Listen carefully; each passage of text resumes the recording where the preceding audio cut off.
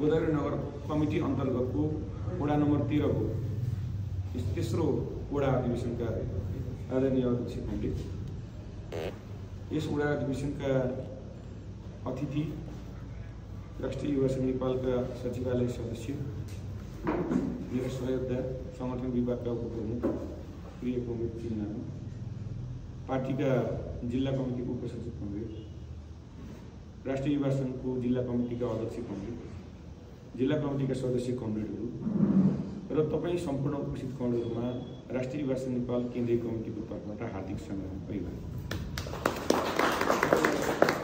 म तपाईँहरूलाई सुरुमा नै राष्ट्रिय युवा संघ नेपालको यो वडा अधिवेशनको भव्य सफलताको शुभकामना दिन चाहन्छु कि वडा अधिवेशनका सामान्यतया अधिवेशनका 3-4वटा कार्य हुन्छ। त्यो कार्य अन्तर्गत यसले सबभन्दा पहिलो काम त के गर्छ भन्दा नवीकरण गर्छ। त्यो नवीकरण के को गर्छ भन्दा सम्बन्धको नवीकरण गर्छ। तपाईँ र मेरा बिचमा जुन भेटघाट भयो, तपाईँ र तपाईँका बिचमा जुन खालको भेटघाट भयो, हिजो जुन खालको सम्बन्ध थियो, आज जुन ढङ्गले तपाईँ यहाँ उपस्थित भइरहेको छ भने हिजोको सम्बन्ध र आजको सम्बन्धको बिचमा फेरि पनि नवीकृत गर्छ, यसले नयाँपन थपिन्छ, एउटा सम्बन्ध बनाउँछ। अनि त्यसले सदस्यको नवीकरण गर्छ।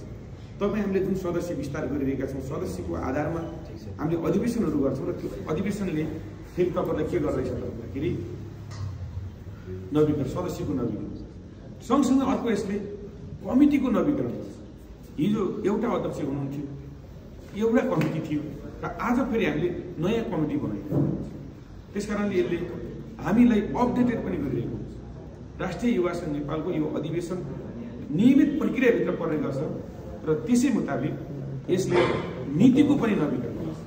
अब हाम्रो यो झरुवा राशिभित्र राष्ट्रिय युवा संघ नेपालको काम के हुन सक्छ, राष्ट्रिय युवा संघ नेपालको योजना के हुन सक्छ, राष्ट्रिय युवा संघ नेपालको लक्ष्यलाई पूरा गर्नका लागि वडाले के गर्न सक्छ र यो वडा कसरी सृजनात्मक कमिटीको रूपमा रूपान्तरण हुन सक्छ, कसरी यसले रचनात्मक गतिविधिमा श्रेष्ठता हासिल गर्न सक्छ भनेर योजना बनाउने थलोको रूपमा पनि हामीले यो अधिवेशनलाई लिने गर्छौँ। त्यसकारणले यसले नीतिको पनि नवीकरण गर्छ र त्यो बनाएको नीतिलाई, नवीकृत त्यो नीतिलाई कसरी कार्यान्वयन गर्न सकिन्छ, कसरी जनताको बिचमा पुर्याउन सकिन्छ, कसरी चाहिँ जनताको एजेन्डा राष्ट्रिय युवा संघ नेपालले बोक्न सक्छ भन्ने कुरा चाहिँ यो अधिवेशनले गर्ने गर्छ। त्यस हिसाबले यसले नयाँ ढङ्गको नीतिलाई बोक्न सक्ने, जनतासँग विशेष सम्बन्ध गाँच्न सक्ने नेतृत्व तपाईँले निर्माण गर्न सक्नुहोस्, अनुकरणीय नेतृत्व निर्माण गर्न सक्नुहोस्। त्यो नेतृत्व निर्माणको जुन एउटा काम पनि यो अधिवेशनले गर्छ, त्यसका निम्ति पनि म राष्ट्रिय युवा संघ नेपालको तर्फबाट हार्दिक शुभकामना व्यक्त गर्न चाहन्छु। र अर्को रहेको कुरा, हामीले वडा अधिवेशनमा ध्यान दिइरहेका छौँ। राष्ट्रिय युवा संघ नेपाल जनआधारित कार्यकर्ता भएको पार्टी, त्यसकारण हामी हाम्रो कार्यकर्तालाई जनतासँग जोड्न चाहन्छौँ र जनतासँग जोड्नका लागि सबभन्दा भरपर्दो आधार, भरपर्दो ठाउँ कुन हुन सक्छ त भन्दा वडा हुन सक्छ।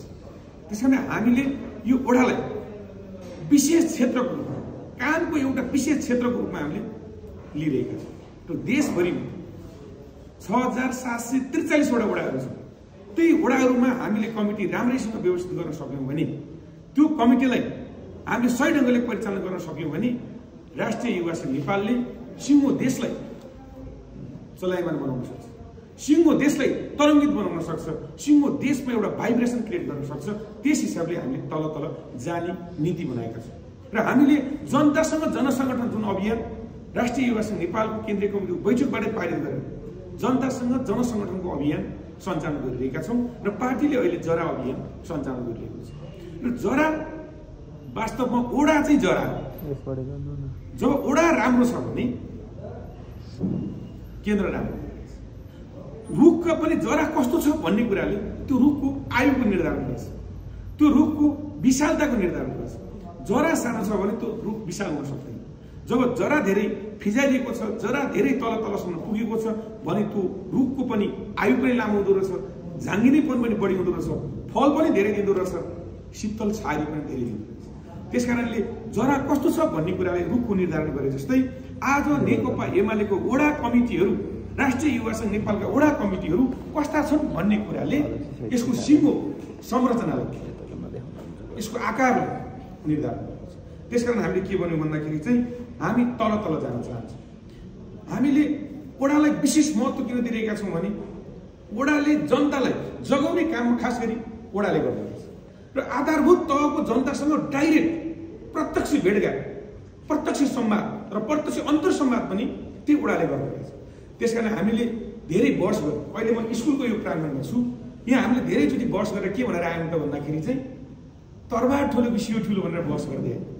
हामीले वक्तृत्व कलामा जित्दाखेरि धेरै मान्छेले केमा जित्यो भन्दा सियोको भन्दा तरबारको भूमिका ठुलो हुन्छ, तरबारले युद्ध जित्न सकिन्छ, के सकिन्छ भन्दै व्याख्या गर्दै तरबारलाई ठुलो बनाएर पुरस्कार लिने पनि हुन्छ।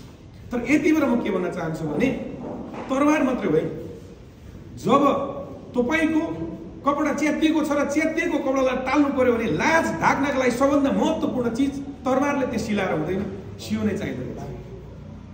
त्यसकारणले जब जनतासँग हाम्रो सम्बन्ध कहीँ च्यातिएको छ भने अब सिलाउनका लागि यो सियोको भूमिका वडाले निर्धारण गर्छ, सियोको भूमिका वडाले गर्नुपर्दछ।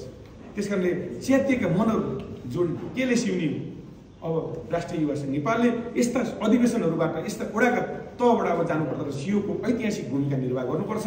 हामीले यो जनतासँग जनसमर्थन अभियान अन्तर्गत धागो उनिएको सियो, त्यसमा पनि गाँठो पारिएको सियो, अब हामी रफू पनि गर्ने कमिटीको यदि त्यहाँ केही स्थिति रहेको रहेछ भने राष्ट्रिय युवा संघ नेपालले अब च्यातिएको ठाउँमा टालेर भएको नयाँ ढङ्गको सम्बन्ध जोड्ने सम्बन्धको रूपमा छरिएर रहेका विभिन्न जाति, भाषा, धर्म, लिङ्ग, समुदायका व्यक्तिहरूलाई पनि अब एउटै मालामा उन्ने तागतका साथ सबै समुदायलाई एक ठाउँमा ल्याउनका लागि, गोलबन्द गर्नका लागि हाम्रो क्रान्तिकारी विचारलाई सन्देश प्रवाह गर्ने गरी एउटा धागो उनिएको सियोको रूपमा यो वडालाई हामीले लिइरहेका छौँ। हो, राजनीति केका लागि गर्नु? सामान्यतया राजनीति गर्ने भनेको समाजको रूपान्तरणको लागि गर्ने हो। समाजको रूपान्तरण के गरी हुन्छ त भन्दा राज्य सत्ताको टुप्पोमा पुगेपछि अब हामी राज्य सत्तालाई बदल्न चाहन्छौँ, राज्य सत्तालाई कब्जा गर्न चाहन्छौँ। त राज्य सत्ता कसरी कब्जा गर्ने? राज्य सत्ता कब्जा गर्ने विभिन्न तरिका मध्ये एउटा राज्य सत्ता कब्जा गर्ने तरिका हो बन्दुकको नाडबाट सत्ता प्राप्त हुन्छ। त्यसकारणले अब हामीले राज्य सत्ता कब्जा गर्नुपर्छ भनेर हिँड्ने सशस्त्र युद्धको बाटो थियो। हामीले त्यो बाटोलाई परित्याग गर्यौँ। हामीले जनताबाट अनुमोदित हुने, निरन्तर जनतासँग गएर परीक्षा लिइरहने र जनताबाट फेरि पनि त्यो परीक्षामा पास भइरहने यो विधि हामीले अपनायौँ। त्यस हुँदाखेरि वडादेखि केन्द्रसम्म हामी निर्वाचित हुने र फेरि पनि अद्यावधि भइरहनु पर्ने एउटा जुन हामीले विधि जनताको बहुदलीय जनवादले शान्तिपूर्ण तवरबाट समाजको प्रगतिशील रूपान्तरण गर्न सकिन्छ र राज्य सत्तामा पुग्नको लागि जनताबाट अनुमोदित हुनुपर्दछ। चाहे त्यो कार्यकर्ता होस्, चाहे त्यो नेता होस्, हरेक व्यक्ति नवीकृत र अनुमोदित भइरहनुपर्छ भन्ने मान्यता जनताको बहुदलीय जनवादले हो। त्यस पछाडि हामी राज्य सत्ता कब्जा गर्न जाँदैछौँ भने राज्य सत्ता कब्जा गर्ने हो भने सबभन्दा पहिला हामीले वडा जित्नुपर्छ। 6743 वटा जित्यौँ भने हामीले राज्य सत्ता कब्जा गर्छौँ। 6743 वडामा हामी किन जित्नुपर्छ? हो, हिजो हामीले यो बुथहरू, यो चुनावहरू वास्तवमा यो लोकतन्त्र जुन ढङ्गले हामीले व्यवस्थित गर्न खोज्यौँ हामीले सोचे जस्तो भएको छैन।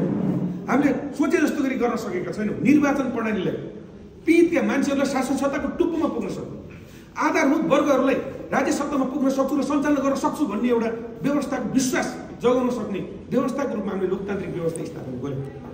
यसले एजेन्डा प्रभावी बनाउन हामीले खोजिरहेका छौँ। हरेक चुनावलाई एजेन्डा प्रभावी गर्न खोजिरहेका छौँ। तर धेरै चुनावहरू एजेन्डा प्रभावी होइन, धेरै चुनावहरू पुँजी प्रभावी हुन थाल्यो, धेरै चुनावहरू बल प्रभावी हुन थाल्यो। त्यसकारण धेरै बुथहरू कब्जा गर्ने, जनतालाई प्रभावित पार्ने र अन्तिम दबका जसको उसलाई भोट दिने र एक चोक्टा मासुमा, एक बोतल बियरमा, 5 लिटर पेट्रोलमा जनताहरूलाई प्रभावित पार्न सक्ने यस्ता चुनावहरूलाई अब हामीले एजेन्डा प्रभावी कसरी बनाउन सकिन्छ भन्ने हिसाबले पनि हामीले के भन्यौँ भने एभ्री बुथ 100 युथको हामीले कुरा गर्यौँ। 1 बुथ 100 युथको कुरा गर्यौँ। अब त्यतिले पुग्दैन। त्यो हामीले के बुझाउन सकेनौँ भने बुथको रक्षा हामीले गर्न सकेनौँ भने ठिक हुँदो रहेछ। त्यसकारण हामीले वडालाई बढी ध्यान दिनुपर्दछ र हाम्रो हरेक बुथ कमिटीसम्म हामी जानुपर्दछ भनेर हामीले जरा केन्द्रित र जनतासँग जोडिने अभियान हामीले लिएर गयौँ र हामीले एभ्री बुथ एक्टिभ युथ निर्माण गर्यौँ। हिजो हामीले 100 जना युवा त तयार पार्यौँ, आफ्नो भोट हाले, उनीहरू फर्केर गयो। अब हामीले जब बुथ सुरु हुँदा ढुवाङ खालीको अवस्था हेरेर ढुवाङलाई सिल गरेर मत गणना स्थलसम्म नपुर्याउन्जेलसम्म ती युवाहरू त्यो मतदान केन्द्र छोड्ने छैनन् भन्ने हिसाबले हरेक बुथमा एक्टिभ युथ निर्माण गर्ने गरी हामी जान खोजिरहेका छौँ। त्यसकारणले हाम्रो संरचनालाई पनि हामीले बदल्न खोजिरहेका छौँ कि अब हामीले हाम्रो साङ्गठनिक संरचना कस्तो भयो त भन्दाखेरि सोली छडाएको जस्तो सुल्टो सोली। राष्ट्रिय युवा संघ नेपालले आफ्नो 9 राष्ट्रिय महाधिवेशन नेपालगञ्जमा सम्पन्न गर्यो र त्यस पछाडि हामीले के भन्यौँ भने अब हाम्रो यो सांगठनिक संरचनालाई घोप्टीको सोली जस्तो तल ठुलो बनाउनु, जग धेरै बनाउनु, जरा फेरि फिजारिएर बनाउनु, माथि चाहिँ अब बिस्तारै सोलीको आकारमा कमिटीहरू जुन ढङ्गको भद्दा कमिटी भइरहेको थियो त्यो भद्दा कमिटीले अब हामीले व्यवस्थित कमिटीको रूपान्तरण यो नीति हामीले अप्नायौँ। त्यसकारणले हामीले यो ओडासम्म हामी किन पुग्यौँ भन्दाखेरि चाहिँ वास्तवमा ओडालाई हामीले कम्मर भन्ने केन्द्रीय कमिटी छ हाम्रो। चिनजी अहिले केन्द्रीय कमिटीको सचिवालयको सदस्य हो, म केन्द्रीय कमिटीको उपाध्यक्ष हो। हामीले के गर्यौँ यो टाउको बनाएर आएको छ। म टाउको बनाएर आउँदाखेरि यहाँ हेर्नुहोस् त मैले टाउको हल्लाएँ, देख्नु भएको छ होइन? मेरो टाउको हल्लिँदा मेरो शरीर हल्लिएको छैन, टाउको मात्रै हल्लिएको छ। यता हल्लिन्छ यसो गर्छु उसो गर्छु, टाउको मात्रै हल्लिन्छ।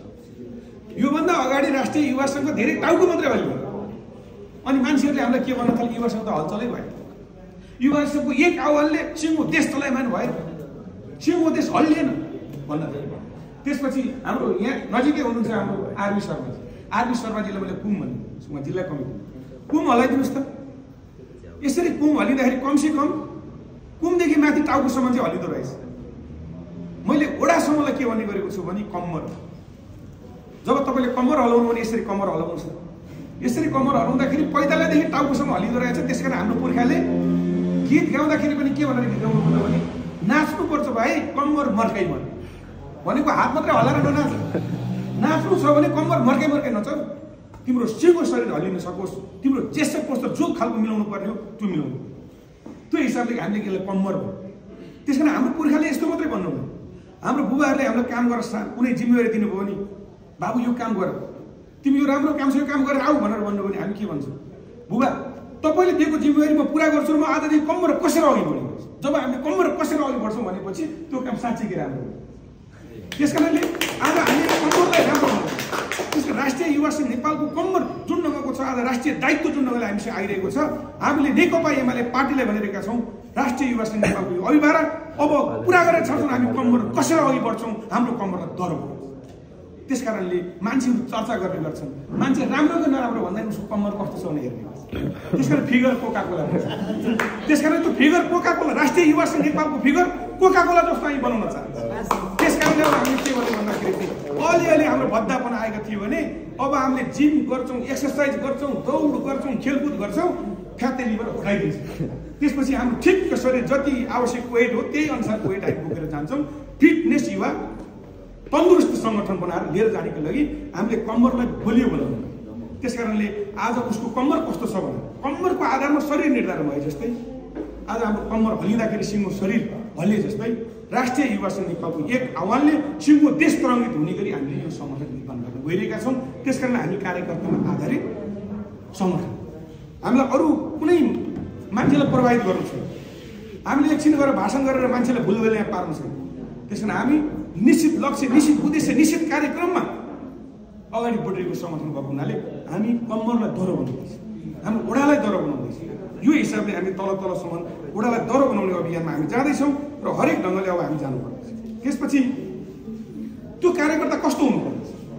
यो कार्यकर्ता हामीले बनाएका कार्यकर्ता, जनआधारित कार्यकर्ता, लक्ष्य बुझेको कार्यकर्ता। तपाईँ हाम्रो लक्ष्य के हो? राष्ट्रिय युवा संघको विधान कपाले पढ्नु भएको छ। त्यस कारणले हाम्रो लक्ष्य के हो? लक्ष्य बुझेको कार्यकर्ता। लक्ष्य भेट्ने बाटो के हो? बाटो बुझेको कार्यकर्ता। लक्ष्य पनि बुझेको, बाटो पनि बुझेको, लक्ष्य र बाटो पुग्दाखेरि कति दूरी छ भनेर नक्सा पनि बोकेको कार्यकर्ता। नक्सा बोकेको छ, लक्ष्य बुझेको छ, गन्तव्य बुझेको छ, बाटो बुझेको छ, तर अघि बढ्दै भने त्यो युवा संघ कार्यकर्ता। लक्ष्यतर्फ गन्तव्य लम्किरहेको, अगाडि बढिरहेको कार्यकर्ता। त्यस कारण अब कमरेडले यहाँ भन्नुभयो कमरेड भनेको के हो? यहाँ प्रश्न गर्दै हुनुहुन्छ पूर्व वडा के वर्तमान वडा अध्यक्ष। कमरेड भनेको एउटै गन्तव्यतर्फ लम्किरहेको, लक्ष्य बुझे एउटै लक्ष्य भएको, एउटै उद्देश्य भएको, समाजको प्रगतिशील रूपान्तरणको लागि शोषण नगर्ने, दमन नगर्ने, अन्याय नगर्ने, भ्रष्टाचार नगर्ने त्यस्ता कमरेडहरू जो लक्ष्य बुझेको, गन्तव्य बुझेको, बाटो बुझेको, बुझेको बाटो, बुझेको लक्ष्य, बुझेको गन्तव्यतर्फ लम्किरहेको यी ती कमरेडहरूलाई साथीहरूलाई कामरेड भन्छौँ। सबै कामरेड साथी हुन्, तर सबै साथी कामरेड होइनन्। जो साथीहरू हामी सँगसँगै हिँड्नुहुन्छ लक्ष्यसँग पुरा गर्नका लागि ती मात्रै कामरेड। त्यसैले यो बुझेको साथीहरू निर्माण गर्न त्यस्ता क्यान्डिडेटहरूको चाहिँ सङ्गठन हो। त्यो हिसाबले हामी त्यहाँ बनाएर लिएर जानुपर्ने छ। त्यस कारणले कमरेडहरू हामीले राष्ट्रिय युवा सङ्घ नेपालले अलिकति प्रकाश पार्नुपर्ने छ। वडा अध्यक्षज्यू भर्खर निस्किनु उहाँलाई पनि राख्दै भन्नुपर्ने के छ भन्नुहुन्छ भने हाम्रो एउटा बुझाइ के छ त भन्दाखेरि चाहिँ समाजवाद कसले ल्याउने। त्यस कारण राष्ट्रिय युवा सङ्घ नेपाल कमरेडहरू राष्ट्रिय युवा सङ्घ नेपाल लक्ष्य बुझेको गन्तव्य बुझेको मैले किन भने अब हाम्रो केही जनप्रतिनिधिहरूमा पार्टीका केही नेताहरूमा कस्तो चिज भएको छ भने टिकट नपाए एमालेमा भनेको पद नपाए एमालेमा नबस्छ। मैले रोजेकै पद चाहिन्छ भन्ने पनि एउटा कुरा छ। अब हामीले के भन्यो भन्दाखेरि चाहिँ पदै दिउँ पद दिएको भोलिपल्ट के गर्ने त्यो पनि थाहा नपायो। अलिअलि अलमलमा परेको छ। तपाईँहरूको एफएम सुन्नुहुन्छ, हामीले पनि एफएम सुनेर आएको। एफएममा कहिलेकाहीँ के हुन्छ सानो पोइन्ट मिलेन भनेदेखि झ्यारझ्यार आइरहन्छ, आवाज पनि आइरहन्छ। हाम्रो कहिलेकाहीँ हाम्रो जनप्रतिनिधिहरूको सन्दर्भमा अलिअलि झ्यारझ्यार आइरहेको छ, अलिअलि अलमल परिरहेको छ। त्यसैले यो अलमललाई कसरी अन्त्य गर्ने, यो अलमललाई कसरी अन्त्य गर्ने हामीले बुझ्नुपर्छ।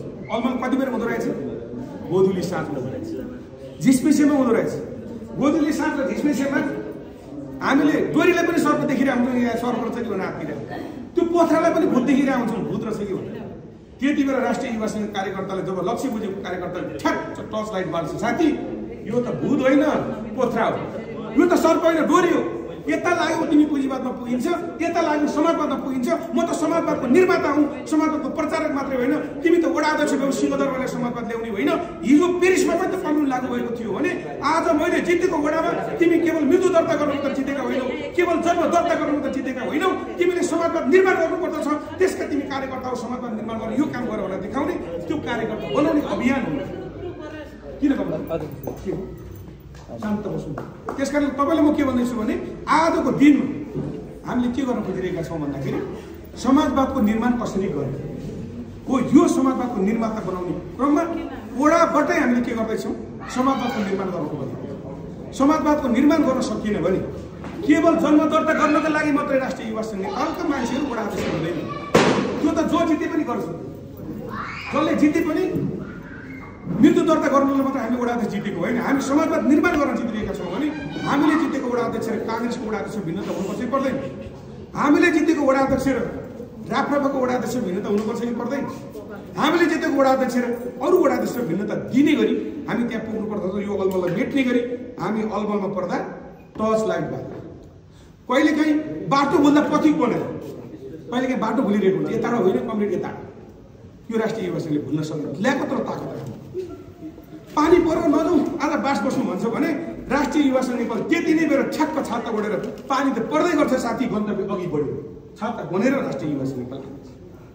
त्यस कारणले हामीले उज्यालो देख्यौँ, प्रकाश देखाउँ, अलि परसम्म देख्न सक्नु, लोभ नभएको, लालच नभएको, बलिदानी भावका साथ अगाडि बढ्न सके। परि आए यो समाजको रूपान्तरणको लागि मेरो यो तुच्छ जीवन दिन तयार छु, मेरो एक थोपा रगत यो समाजको प्रगतिशील रूपान्तरण हुन्छ भने म त्यसका लागि योगदान दिन तयार छु भन्ने पङ्क्ति तयार गर्ने संगठन राष्ट्रिय युवा सङ्घ नेपाल हो। र त्यो ढङ्गले तपाईँ हामीले बुझेर जानुपर्ने छ। त्यस कारणले कमरेडलाई म के भन्न चाहन्छु भन्दाखेरि चाहिँ समाजवाद र पुँजीवादमा अन्तर छ। र अर्को यस्तो कार्यकर्ता चाहियो आजको दिनमा, राजतन्त्र र गणतन्त्रको बिचको पनि भिन्नता छुट्याउन सक्ने नवयुवा चाहियो। त्यस कारणले राष्ट्रिय युवा सङ्घको काँधमा फेरि पनि अलिअलि अलमल उत्पन्न गर्छ।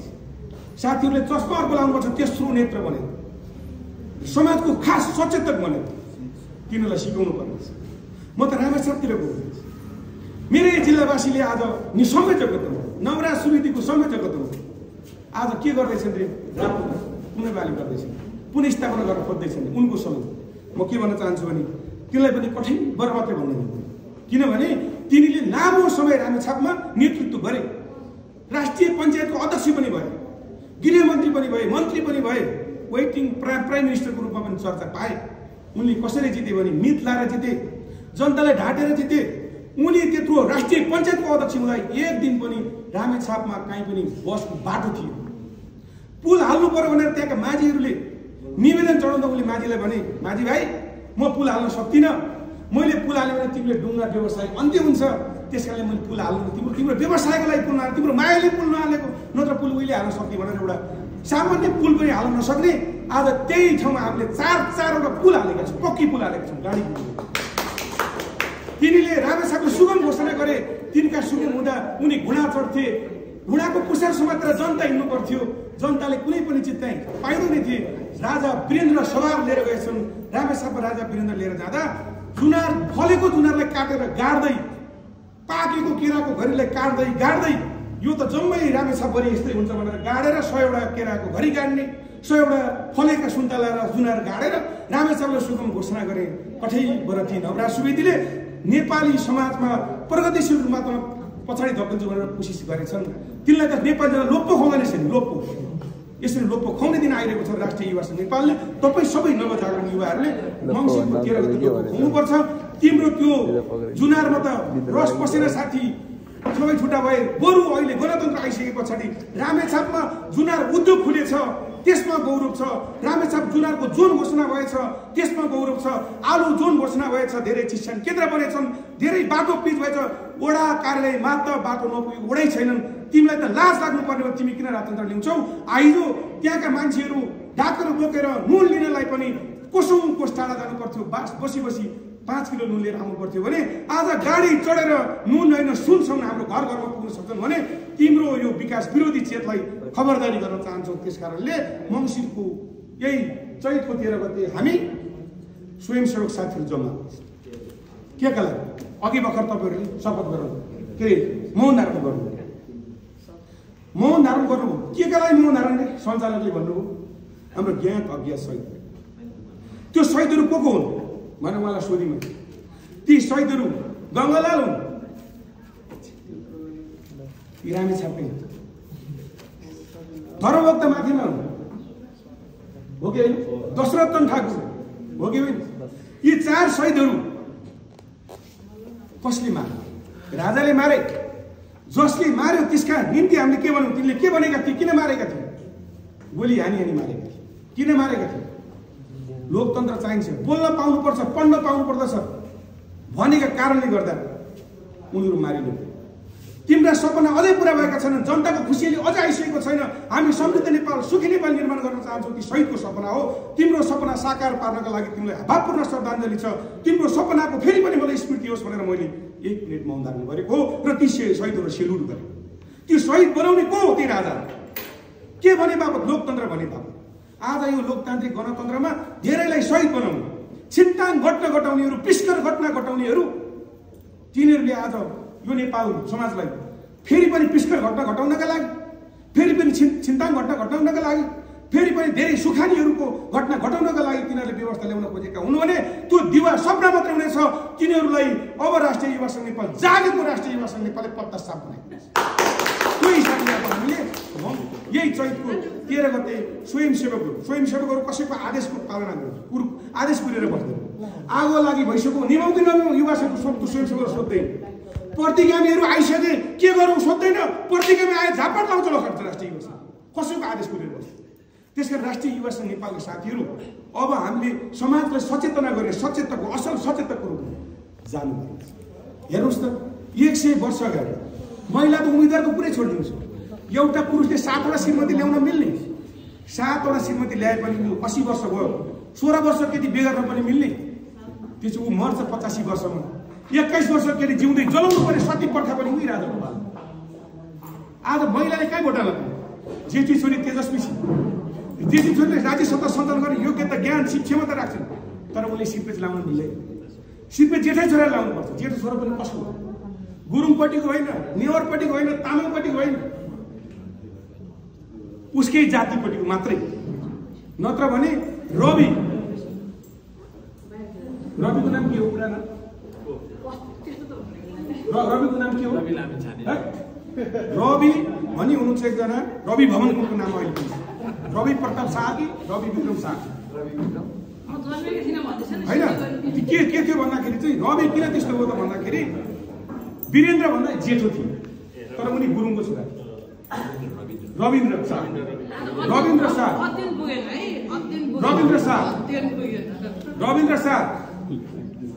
थिए त? गुरुङका छोरा थिए, तर जेठै थिए। आमा गुरुङ भएको कारणले उनी जेठो छोरा भए पनि सिरपेज लाउन पाएन। तर आज एउटा गुरुङको छोरो राष्ट्रपति हुन सक्छ कि सक्दैन? त्यसकारणले हामीले ल्याएको व्यवस्थामा कुनै जाति भाषा धर्म लिङ्गका आधारमा हामी विभेद गर्छौँ गर्दैन? अब तपाईँले एउटा प्रश्न गर्छु, यो विद्यालयमा सुन्नु, यो विद्यालय चलाउनका लागि हामीले प्रिन्सिपल बनाएको छ, प्रधान अध्यापक बनाएको छ। प्रधान अध्यापकको जेठो छोरो पढेको नपढेको पनि हुनसक्छ, यो माविसम्मको प्रधान अध्यापक अहिलेको योग्यता नपुगेको पनि हुनसक्छ। तर प्रधान अध्यापकको जेठै छोरोलाई अब हामी भोलि प्रधान अध्यापक बनाउने कि बनाउने कि नबनाउने? यहाँ हामीले वडा अध्यक्ष बनाएका छौँ, बाचुन्जेले यही मान्छेलाई वडा अध्यक्ष बनाइरहने र उहाँको शेषपछि उहाँको जेठो छोरो जस्तै भए पनि वडा अध्यक्ष बनाउने कि नबनाउने? एउटा पाइलट छ, एउटा पाइलटको जेठो छोरो पाइलट सम्बन्धी खास ज्ञान लिएको छैन, तर जेठो छोरोले पाइलट बनाउने कि नबनाउने? एउटा ड्राइभर छ, ड्राइभरको जेठो छोराले ड्राइभिङ सम्बन्धीको ज्ञान लिएको छैन, जेठो छोरालाई ड्राइभर बनाउने कि नबनाउने? त्यहाँ एउटा घर चलाउनलाई, एउटा विद्यालय चलाउनलाई चाहिँ ज्ञान चाहिनुपर्ने, उसको जेठो छोरो हुन नहुने, सिङ्गो राष्ट्र चलाउनका लागि, सिङ्गो व्यवस्थापन चलाउनका लागि चाहिँ ज्ञान नचाहिने भन्ने कुरा कहीँ मान्यता हुन्छ? कुनै वैज्ञानिक दृष्टिकोण हो? त्यसकारण यो अवैज्ञानिक दृष्टिकोण हो। यसको चेतलाई अब हामीले खोल्नुपर्छ, तिम्रो त्यसको पश्चिगामी चेतलाई बदल्नुपर्छ र हामी नयाँ ढङ्गले के गर्नुपर्छ, जनतालाई जागृत बनाउँदै समाजको अगाडि बढेको गाडी, प्रगतिशील रूपान्तरणको गाडी, समाजको विभेद मेट्ने र समानता भेट्ने जुन खालको गाडी छ त्यसमा ब्याकेर छैन, त्यो गाडीको ड्राइभर राष्ट्रिय युवा संघ नेपाल हो। त्यो गाडीलाई कसरी पछाडि धकेल्न आउँछ भने राष्ट्रिय युवा संघ गाडी अगाडि बढिरहन्छ र त्यो पछाडि आउनेहरूलाई मिचेदिन्छ, केचेदिन्छ, राष्ट्रिय युवा संघ गाडी अगाडि बढ्यो। यो हिसाबले हामी जानु।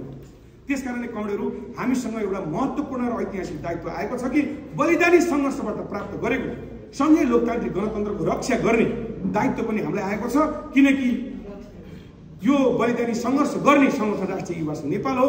युवाको चाहना गणतन्त्रको स्थापना भनेर गणतन्त्र ल्याउनको लागि जननी सङ्गठनको रूपमा राष्ट्रिय युवा संघ नेपाल रहेको छ। त्यसकारणले हामीले के भन्यौँ भन्दाखेरि चाहिँ यो व्यवस्थाको रक्षा कसैले बढी गर्छ भने एउटा आमाले आफ्नो बच्चालाई जसरी माया गर्छिन्, स्यौतिनी हामीले काटौँ भनेर भाग लाउँ भन्छन्, आफ्नो आमाले म काट्न मान्दिनन्। त्यसै गरी राष्ट्रिय युवा संघ नेपाल यो गणतन्त्रलाई कसैले पनि गिद्धे दृष्टिले हेरेको सहन सक्दैन, त्यसको सशक्त प्रतिवाद गर्नेछ। त्यस हिसाबले यो चैतको 13 गते फेरि पनि हामीले हाम्रो खबरदारी सभा लाल रक्षकहरू गणतन्त्रको सेनानीको रूपमा फेरि पनि हामी तिनगुलीमा जम्मा गर्छौँ। त्यसकारण तपाईँ हामी त्यहाँ जानुपर्नेछ र त्यो एउटा ऐतिहासिक कार्यभार तपाईँ हाम्रो बिचमा आएको छ।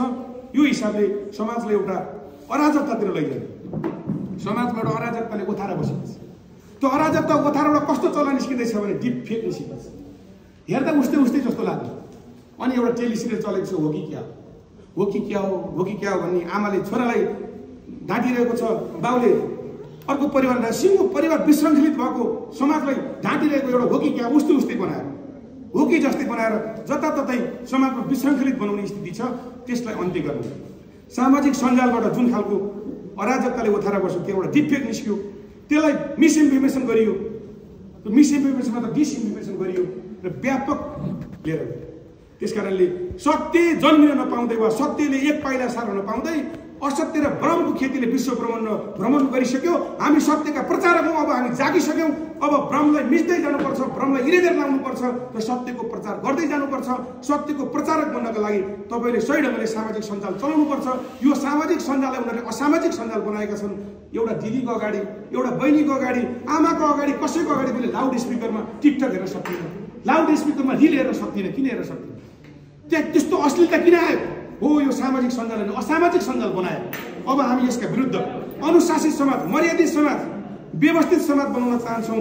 अनुशासनको दाम्लोभित्र समाजलाई बाँध्न चाहन्छौँ। त्यो अनुशासनको दाम्लोलाई गलपासोको रूपान्तर होइन। हामीले अनुशासित दाम्लो कसैले चुडाउन नमिल्ने, अनुशासनभित्र रहनुपर्ने, उल्लङ्घन गरेर नहुने एउटा विधि बनाउन चाहन्छौँ। त्यस हिसाबले राष्ट्रिय युवा संघ नेपाल नेपाली समाजको प्रगतिशील रूपान्तरणलाई निरन्तर अगाडि बढिरहेको छ र त्यसको खास ड्राइभर हुनुको नाताले पर्सि फेरि व्यवस्थाका विरोधीहरूलाई एकपटक हामीले थर्कमान हुने गरी नयाँ अभियान सञ्चालन गरेर जानुपर्नेछ र सही ढङ्गले व्यवस्थापन गर्नुपर्नेछ। र तपाईँ हामी आफै वैकल्पिक मिडियाको रूप, तपाईँ हामी आफै प्रचारकको रूपमा अगाडि बढ्नुपर्नेछ। त्यस हिसाबले यो समाजलाई पछाडि धकेल्न कसैले खोजिरहेका छन् भने साथी, पछाडि धकेल्न तिमी सक्दैनौ, तिमी अघि बढ्नुपर्छ।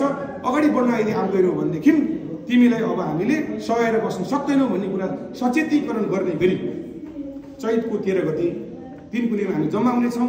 र त्यसै गरी तपाईँहरूको यो अधिवेशनले हाम्रो लक्ष्य के हो, गन्तव्य के हो, कार्यक्रम के हो, त्यो निर्कुल गर्नेछ, जनताको आधारभूत समस्या पहिचान गर्नेछ र जनतासँग हाम्रो पार्टीको पनि सम्बन्ध अलिअलि च्यातिएको रहेछ भने तपाईँले सिलाउने भूमिकामा रहनुहुनेछ र त्यही ढङ्गले तपाईँहरू अगाडि बढ्नुहोस् र राष्ट्रिय युवा सङ्घ नेपालको पर्सि 13 गते हुने कार्यक्रममा ललितपुर जिल्ला उत्कृष्ट मात्र होइन प्रथम हुनुपर्नेछ।